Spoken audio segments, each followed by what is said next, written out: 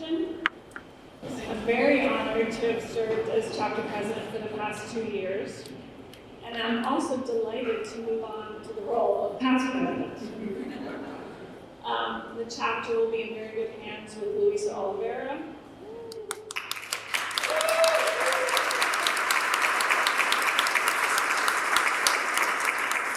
And I can't emphasize enough how the chapter would not be what it is without our executive director, Gretchen Levinkin.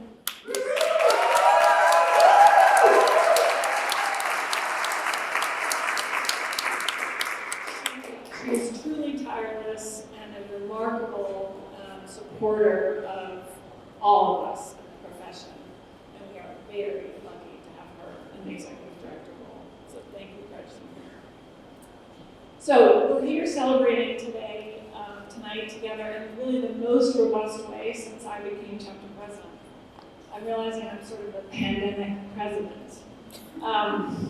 We're celebrating 2 or 3 years of chapter awards and classes of fellows. And this conversation is meant to specifically highlight and celebrate the recent achievements of the 2 people up here on the stage with me. Laura is a partner at MBA and just won the 2022 ASLA Design Medal. For those of you that maybe aren't as aware of the ASLA National Awards, this is given to one person nationally each year. Others in this chapter have received it as well. If I'm not mistaken, I think Doug Reed is our most recent recipient, and Mikyoung Kim, I believe you also received this award. So it's a remarkable achievement.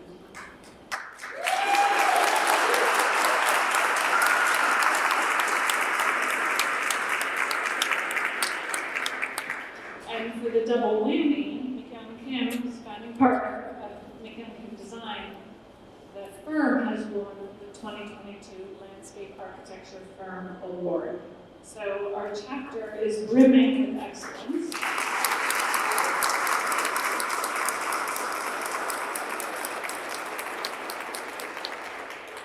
I want to also just note that Stimson won the firm award last year. So both of these women and the firms they lead have won countless national awards. Their CVs and resumes are very robust, and I'll leave it at that. So good evening, women of excellence. Thank you. I get the feeling that neither of you pause very much to take in what you've achieved, and so we're hopefully doing that tonight in this conversation as a way to thank you for the inspiring work that both of you and your firms do and make happen. On a personal note, Laura, I've known you really for 30 years. You were one of my instructors, a true teacher, and I want to say that was very apparent as your student in the seminar on grading and another one on detailing.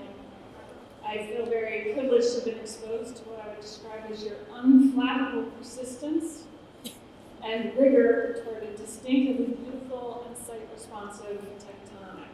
It's just one key ingredient of your excellence in the practice of landscape architecture.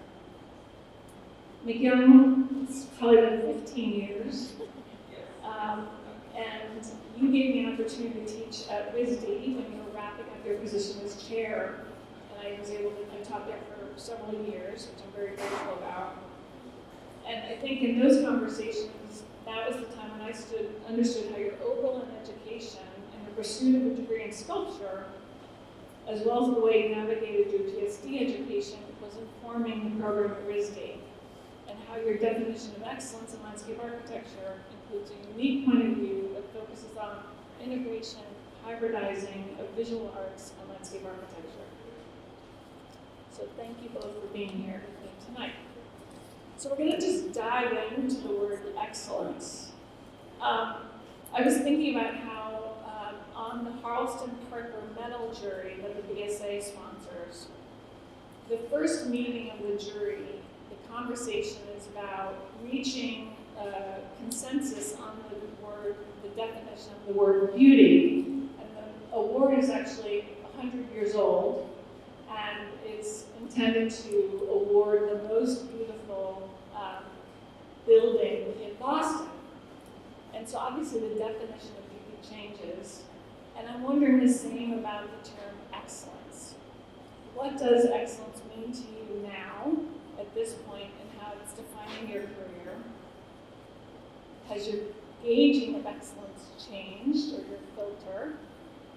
How do you use it as a way to assess your own work and just the profession, the work of the profession in general? So maybe we can start there. So excellence, I think it does change over time. I used to think that excellence was giving it your all the time, which was exhausting. But now I think of excellence as knowing when to press and when to pull back so that you can give yourself a chance to let things sink in. It doesn't have to be fourth gear all the time. So we'll go back. It's a hard word. It is hard. I feel like Yeah. A+. Yeah. Right? But I was thinking about this on my car ride over. I mean, I think just addressing, there's a number of emerging professionals here, and just trying to take a journey back in time when we started our practice. Thinking about how you create a foundation, right? It's not just a career, it's not just a business that you're creating, but that excellence arises from a kind of foundation, an ethical foundation, shall we say. So for us, that started with kind of figuring out how landscape architecture can kind of make people's lives better. I mean, I couldn't have said that 20 years ago. I didn't know what I was doing. But that search, it's much easier in landscape architecture to have that ethical foundation, to start with something and to build from it. And so I think then you have a framework to understand what excellence is. It's not like writing a paper and getting an A, but it's really like what is your own internal kind of authentic core that drives the work, right? And then here are the parameters that define what excellence is. I think that's really interesting because you made me realize that when you start out, you don't know what excellence is. You think you do, but you don't. You don't realize that it is something that gets put down in layers, and that it's something that you try to instill in others. I mean, I don't think any of us walks around saying, "Oh, I'm excellent." Maybe some of us do, but I don't think we do. So, it's a really personal thing, and yes, you get awards, and that recognizes some level of excellence. But I think that as designers and caretakers of the world, I think that excellence is also sort of a personal standard, where you judge it is just as important, if not more important, than where other people judge it. That's true. Should we keep going? I just wonder if you have more to say. And also, I was going to say if I'm done. I wonder about just sort of a comment about more broadly about the profession of landscape architecture.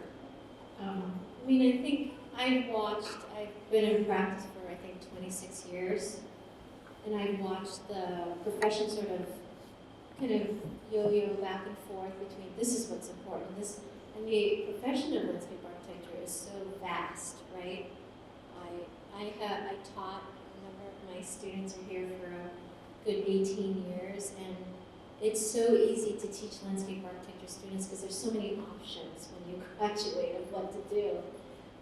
But I think it's really important to have that kind of core, not kind of go with with the flow of what's fashionable today, but kind of follow what you believe in. So Laura's completely right. Like when you start, you actually don't know that you don't know anything. you're just like sort of lost, and you just have to kind of go through and try.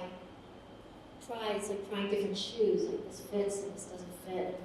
And when we started our practice, we had this ragtag bunch of young people from RISD who would come into my garage in Providence, and we would just make models, and our focus was on, and I was so lucky to get a teaching job very early. I had no business teaching young people at the age of 26, but to be able to,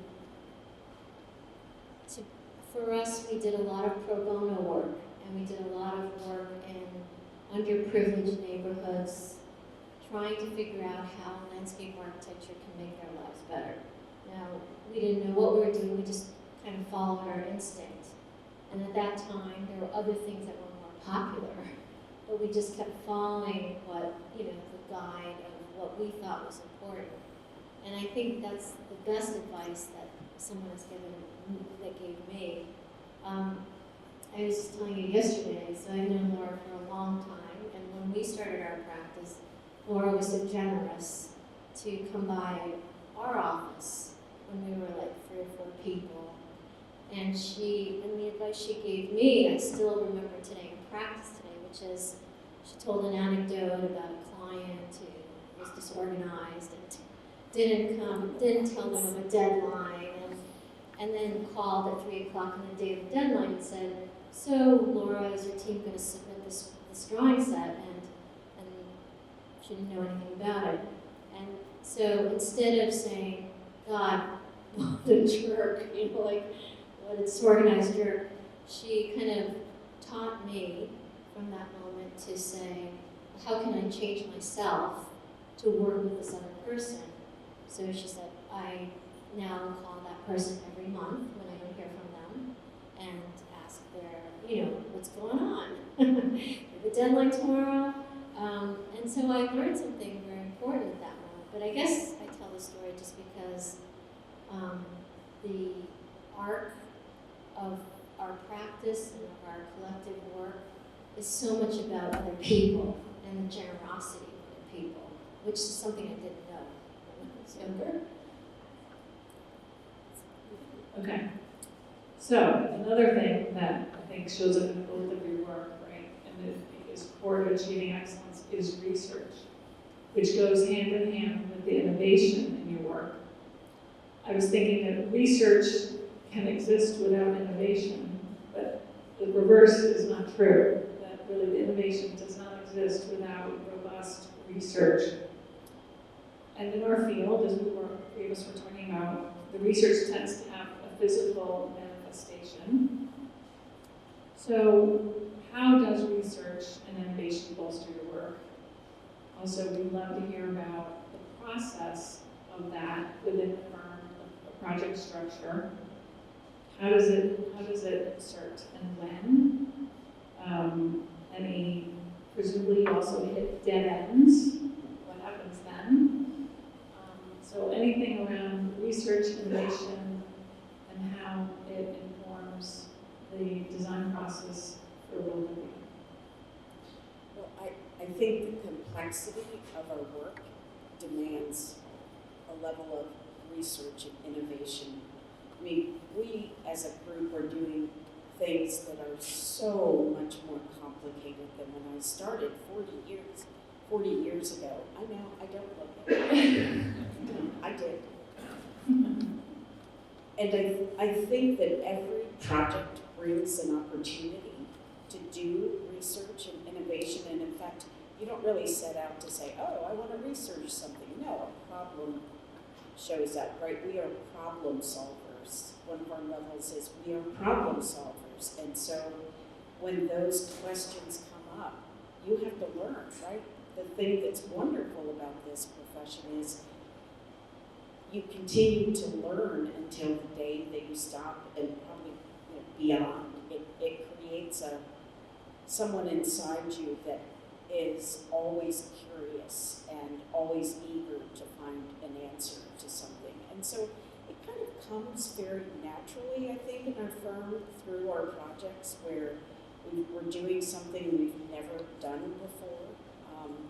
I know there are a lot of great people from my office here, but we happen to be building a river right now, and I can tell you, you cannot Google how to build a river. I tried it. I swear to God, I tried it. It's not in the Swedes catalog either. No. Does Who anybody doesn't call back to Yeah, Swedes? who understands Swedes catalogs are.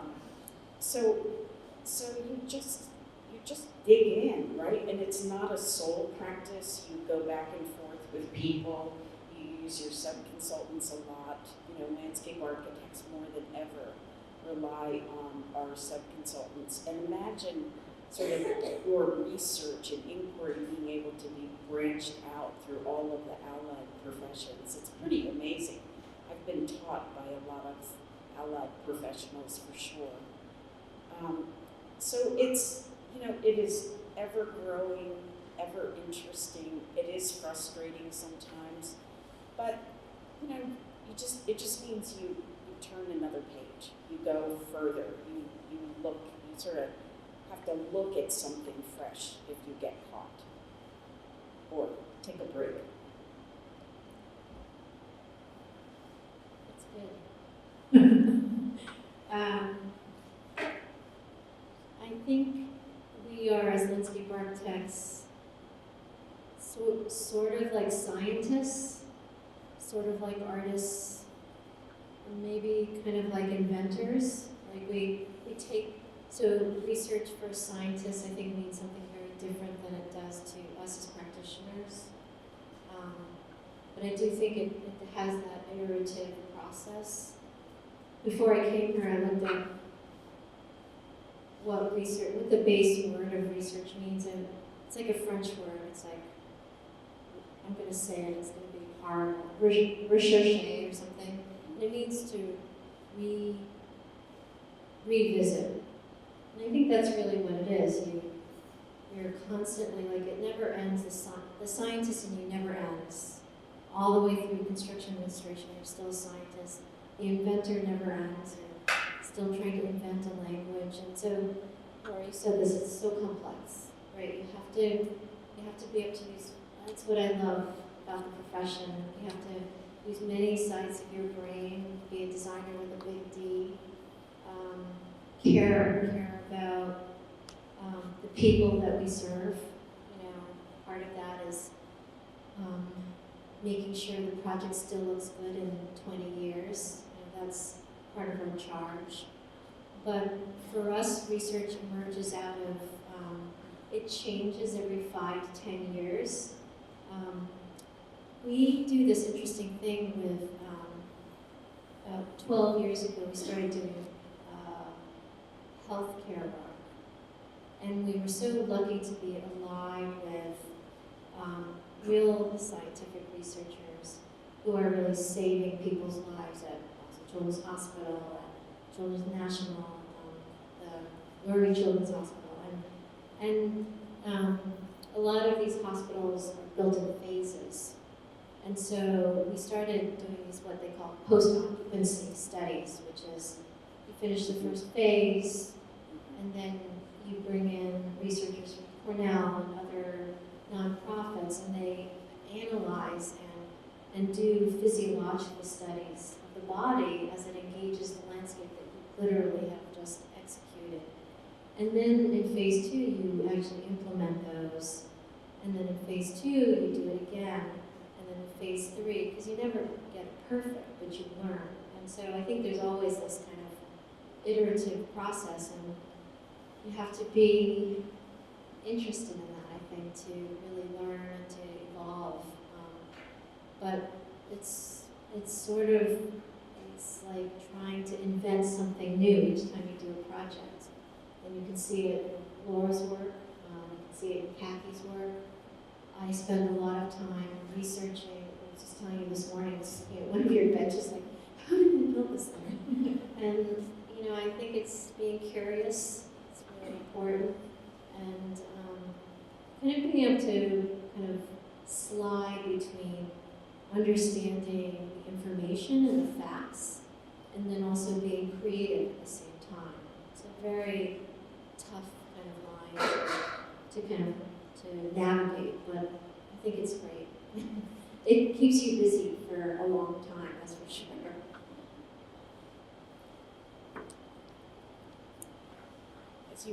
As you were talking, I realized there's so many different types of research that our firms do, that every firm does. And one of the ones that I think are really satisfying for us is being able to build a mock-up and study it and learn from it. And a lot of people say, oh, that's a luxury to build a mock. It's not. And it's not because you solve so many problems before you actually get to the point of building. And we have terrific clients, no doubt about it, but they have to be talked into doing mock-ups. It's not something that just comes up naturally and they say, sure, go ahead, that sounds great. Let me spend more money. I thought you were a professional and you knew everything. Yeah.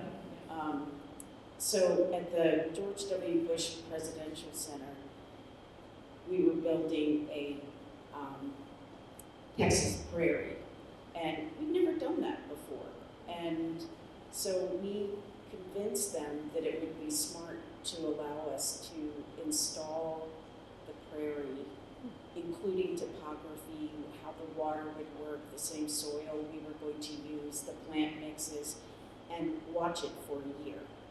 And we just found some space at a nursery that could do that work for us, and we learned a lot. We changed the palette of the plants, we changed the soil, we learned a lot of aesthetic things, sort of what goes down into the water and what creeps away from it. So, you know, that is probably one of the most extreme examples, but even those examples of, say, you know, setting up how water works, or how building a bench out of cardboard is really important too. Those kinds of mock-ups and research of, oh, how does this look together?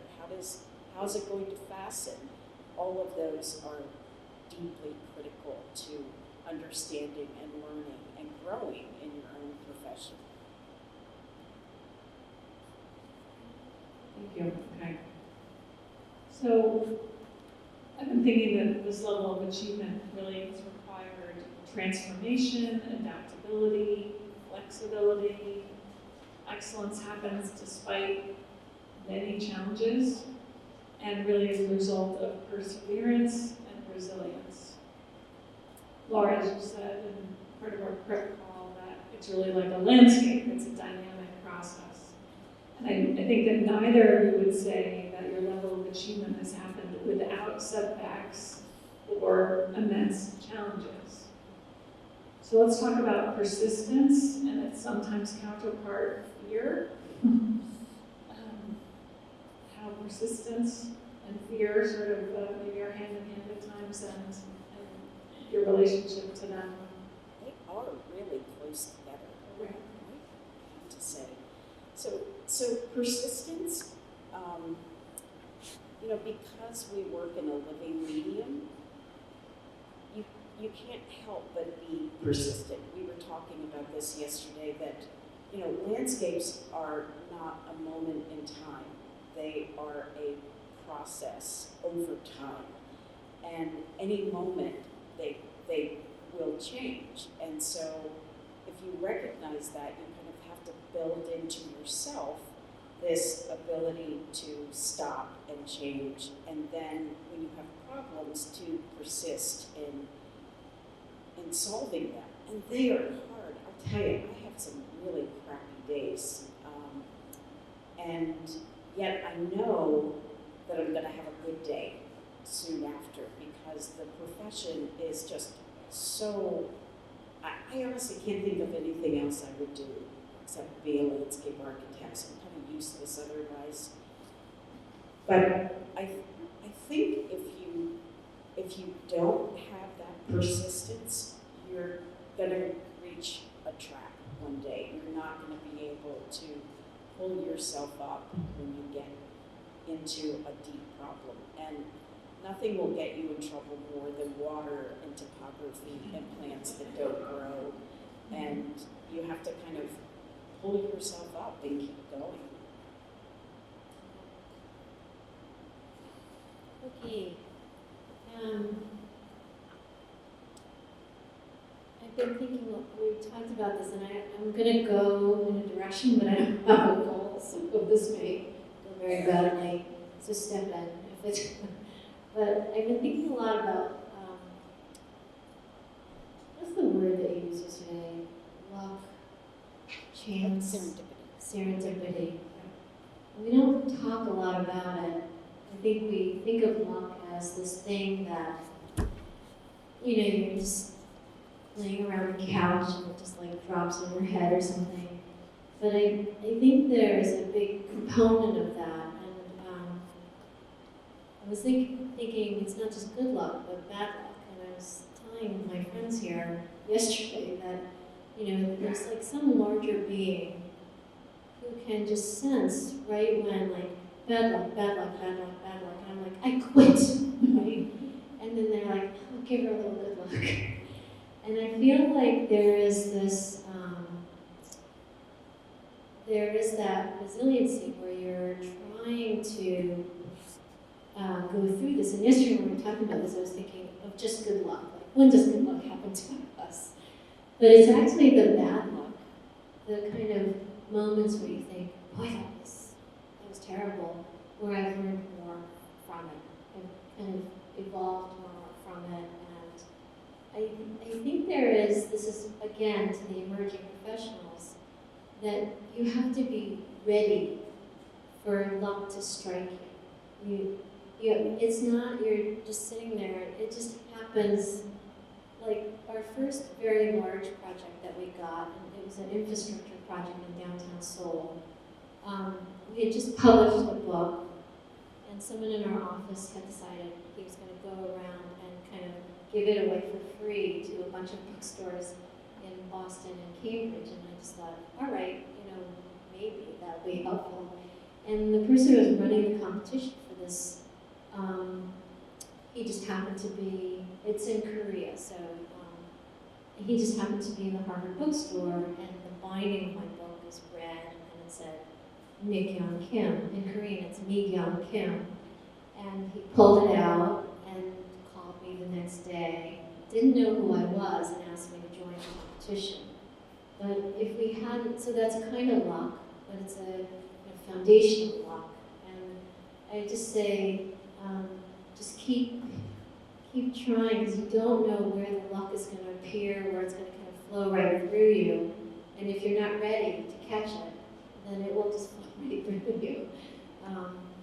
But it is, I think there's just so much learning that happens with that kind of, those chance occurrences.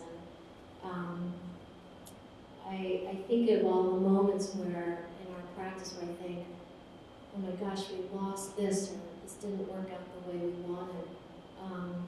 And then I look back 8 years later and I think, boy, if that hadn't happened, this wouldn't have happened. And boy, isn't this so much better than that? It's just like life, right? Life is just like that. It's like bad boyfriends to good husbands, that kind of thing. Or I do, because I realized as you were talking, Mikyoung, that I was making it sound like it's Sisyphus. it's Sisyphus. Pushing that stone uphill. And I think as I've aged in the profession, I realize it's also, the persistence is about not being persistent too. Like giving yourself a moment to pause. And, around our office, a lot of that comes in the form of humor. We are, all stressed, people work really hard, and we're always there to listen to each other, which helps you build this network that allows you to be persistent. Yeah. It's a group. That's right. Effort. It's a total group effort, and we forget to acknowledge that, right? We're up here talking about ourselves when there's so many people, beside us, behind us, before us, that have really made it possible for us to do what we have done. And that may sound corny, but it's just so true. When you start to get some miles on you realize how important it is in this profession to teach each other and to mentor each other. Up, down, sideways. It's not, someone at the top passing down wisdom. It's really everybody supporting and teaching each other. And it doesn't always turn out that way, but I always feel from an experience I had when I was really young, I always feel that competition in a personal way is really bad for an office, like to, feel that someone else is getting ahead, etc., because it takes the focus away from work. And for me, it really is about the work. It is about what is left behind and what is being made for others. I think that's absolutely right. It's like creating a foundation where everyone can give their 110%, right? Because you don't want them wasting time on gossip. But I think it's so interesting you talked about Sisyphus. You guys know who Sisyphus is? He's the guy who, it's a guy, right? It's a guy who So far. pushes the rock up the hill every day and the rock falls down. And I was reading recently, I think it was Camus, I could get this wrong, who reinterpreted Sisyphus and said, well, Sisyphus was actually very lucky because every day he could push that rock up instead of like, oh my God, I gotta push this rock every day. But like every day I have something to do. And I thought that was really lovely. Like it's kind of what you just said, right? So thank you. There's, I think, a beer to be poured. It's not supposed to be now, but I And want to beer. just one last question for the two of you. Just wrap this up, and again, thank you for doing this with me. I appreciate it. What keeps you motivated? What motivates you now?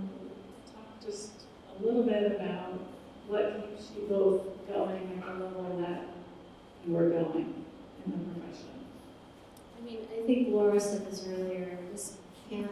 I listened to this podcast called Jill on Money because you know how everyone during the pandemic said, I'm going to learn how to do something new. I'm going to learn how to knit. I'm going to do this. So I decided I was going to learn how to trade on the stock market. I did limit my budget on it, so I haven't been very successful, especially this year. But I've been listening to this podcast called Jill on Money, which is really wonderful. It's like car talk, except for people and their finances, so I really, and she's not paying me to say that, but why didn't I say this? I don't know, but keep going. Something about motivation. Motivation. Oh, so on that show, I hear a lot of people my age, I'm 53 years old, who are saying, I want to retire next year, or I want a career change.